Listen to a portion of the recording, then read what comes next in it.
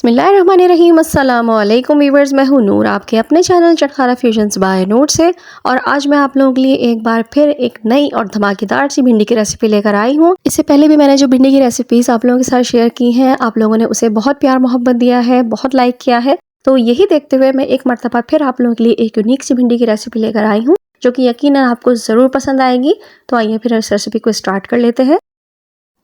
यहाँ पे मैंने 1.5 पाव के करीब भिंडी ले ली थी। भिंडी को अच्छी तरह से वॉश करने के बाद उसको किसी टॉवल पे बिछा के, कपड़े पे बिछा के आपने खुश्क कर लेना है। और खुश्क करने के बाद देखिए इतने चौड़े चौड़े आपने पीसेस में इसको कट कर लेना है।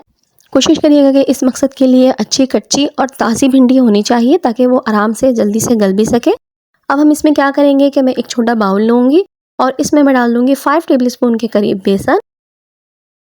बेसन डालने के बाद हाफ़ टी स्पून या हस्बे ज़रूरत हम इसमें नमक शामिल कर देंगे। हाफ़ टी स्पून ही मैं इसमें शामिल कर दूंगी red chili powder. Half teaspoon इसमें अच्छा सा कलर देने के लिए हम डाल देंगे हल्दी पाउडर। हाफ़ टी स्पून इसमें डाल दूंगी मैं ज़ीरा पाउडर। और यहाँ पे डाल दूंगी 1 टीस्पून भर के मैं चाट मसाला। ये तमाम मसाले को हम अच्छी तरीके से मिक्स कर लेंगे। बेसन को शामिल करने से पहले इसको अच्छी तरीके से छान लीजिएगा। अगर आप ये नहीं करना चाहते तो आप इस स्ट्रेनर में तमाम मसाले और बेसन साथ में डाल दें और तमाम मसालों के साथ ही बेसन को छान लीजिए। 2 तरीके हैं, इस तरह से गुठलियाँ नहीं बनेंगी और इजीली ये मिक्स हो जाएगा। अब थोड़ा थोड़ा इसमें पानी शामिल करके हम बेसन का एक गाढ़ा सा महलूल बना लेंगे। पानी इकट्ठे नहीं शामिल करिएगा, थोड़ा थोड़ा करके पानी इसमें शामिल करिएगा, ताकि आपको अंदाज़ा होता जाए कि कितना गाढ़ा हमें महलूल बनाना है। इसकी थिकनेस मैं आपको आखिर में चेक करा दूंगी। ये देखिए महलूल हमारा इतना गाढ़ा होना चाहिए, हमें इसको ज़्यादा पतला नहीं करना है। अब इसे 5 मिनट के लिए हम रेस्ट पर रख देंगे, ताकि बेसन और मसाले अच्छी तरीके से फूल जाएं।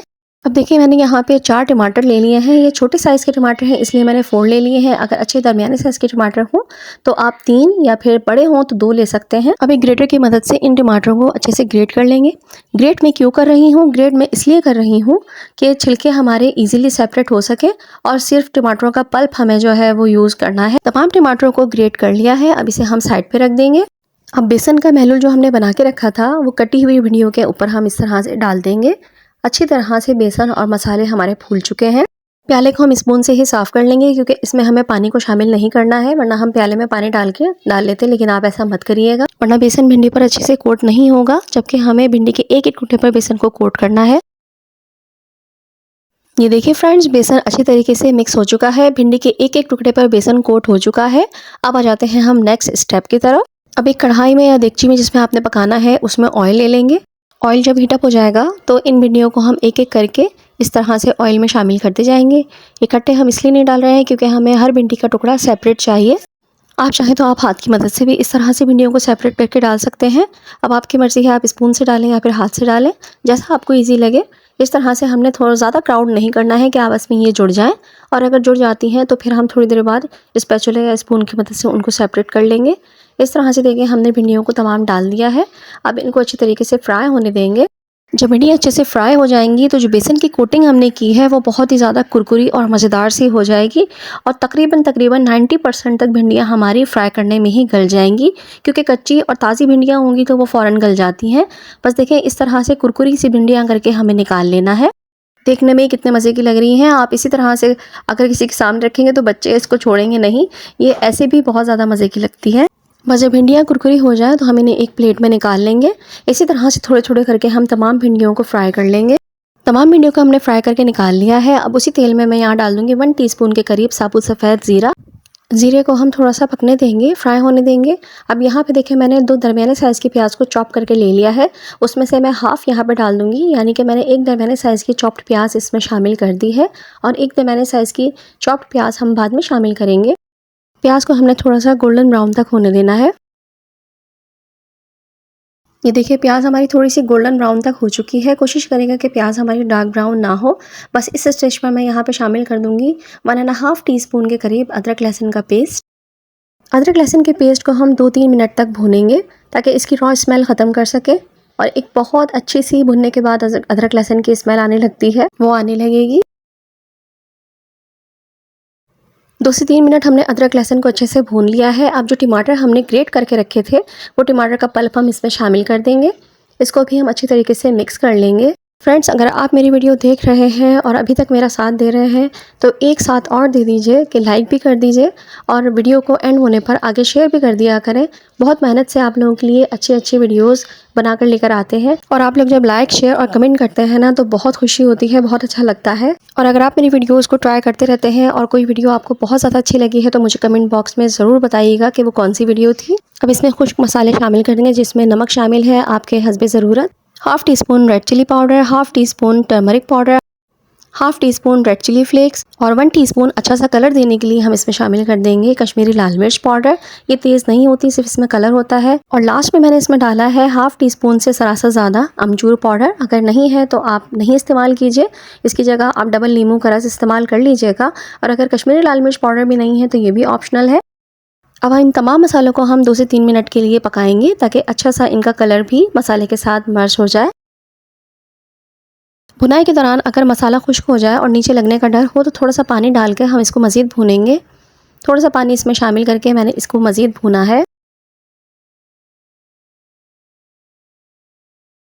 3 से 4 मिनट मसालों को भुनने के बाद जो भिंडी हमने फ्राई करके रखी थी वो क्रिस्पी क्रिस्पी भिंडी हम इसमें शामिल कर देंगे। और बकिया की जो प्याज हमने बचा के रखी थी वो भी हम इसमें शामिल कर देंगे और इन तमाम चीज़ों को हम अच्छे से मिक्स कर लेंगे।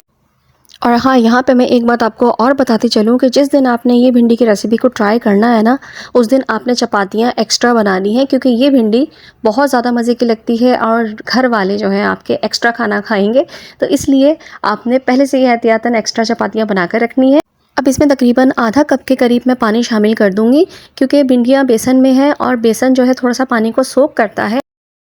और अब इसमें डालेंगे हम लास्ट इंग्रेडिएंट्स जिसमें 2 टेबलस्पून के करीब नींबू का रस मैंने इसमें शामिल किया है जिससे मज़ीद चटपटी और खट्टी सी हमारी भिंडी बनके रेडी होगी। और मैं डाल दूँगी इधर कुछ थोड़ी सी हरी मिर्चें मोटी हूँ पतली हूँ वो आपके ऊपर डिपेंड करता है, जो अवेलेबल हो वो डाल दीजिएगा। और 1 टीस्पून के करीब मैंने यहाँ पे डाल दी है कसूरी मेथी, हाथ से थोड़ा सा मसल के मैंने इसमें डाला है। और इन तमाम चीज़ों को अच्छे से मिलाने के बाद, अच्छा मिलाना आपने हल्के हाथ से है, ज़्यादा ज़ोर लगा के मत मिलाइएगा कि बेसन की कोटिंग उतर जाए। बस इसे हम ढक के 2 से 3 मिनट के लिए पकाएंगे और हमारी मज़ेदार सी चटपटी सी खट्टी सी भिंडी बनके रेडी हो जाएगी। देखिए माशाल्लाह माशाल्लाह अल्हम्दुलिल्लाह 3 मिनट के बाद मैंने ये ढक्कन खोला है। भिंडी बहुत ज़्यादा मज़ेदार लग रही है देखने में। ये देखिए कितनी ज़बरदस्त भिंडी बनके रेडी हुई है। अगर आप चाहें तो आप इसमें थोड़ी सी ग्रेवी रख सकते हैं, पानी को थोड़ा सा ज़्यादा करके, लेकिन मैं यहाँ पे भुनी भुनी रख रही हूँ जो कि बहुत ही ज़्यादा मज़ेदार लगती है और चपाती के साथ खाना है। अगर आप चाहते हैं आप चावल के साथ खाएं तो इसमें थोड़ी सी ग्रेवी कर सकते हैं। माशाल्लाह माशाल्लाह अल्हम्दुलिल्लाह हमारी मज़ेदार चटपटी खट्टी करारी बेसन वाली भिंडी बनके बिल्कुल रेडी हो चुकी है। और इतनी यकीन कीजिए कि मज़ेदार भिंडी बनती है ना कि आपने इससे पहले कभी भी इतनी मज़ेदार भिंडी की डिश नहीं खाई होगी। इसे ज़रूर ट्राई करिएगा क्योंकि इट्स वर्थ ट्राइंग रेसिपी। और ट्राई करके मुझे लाजमी बताइएगा कमेंट बॉक्स में कि आपकी कैसी बनी ये सब्ज़ी भिंडी की और आप लोगों को कैसी लगी। ये देखिए भिंडी की कोटिंग उतरी नहीं है और भिंडी एक एक भिंडी जो है वो कोट हुई हुई है। ये ज़बरदस्त सी रेसिपी ज़रूर ट्राई करके देखिएगा। जब ये मुंह में जाती है ना बेसन वाली भिंडी, आहा क्या मज़ा आता है। और इतनी चटपटी और इतनी मज़ेदार खट्टी सी ये भिंडी की भुजिया बनके रेडी होती है, बहुत ही ज़्यादा ज़बरदस्त। तो इंशाल्लाह ताला इस रेसिपी को ज़रूर ट्राई करिएगा, लाइक करेंगे ज़रूर आप लोग इसको। तो चलिए फिर आऊँगी और अच्छी मज़ीद यूनिक सी सिंपल और इजी सी रेसिपीज़ लेकर। जब तक के लिए नूर को अपनी दुआ में ज़रूर याद रखिएगा। अल्लाह पाक आप सबके रिस्क में बरकत अता फरमाए, आमीन सुम्मा आमीन। और हम सबको नेकियां करने की और नेक रास्ते पर चलने की तौफीक अता फरमाए। तो चलिए फिर इजाज़त दीजिए, अल्लाह हाफिज़, अल्लाह निगहबान।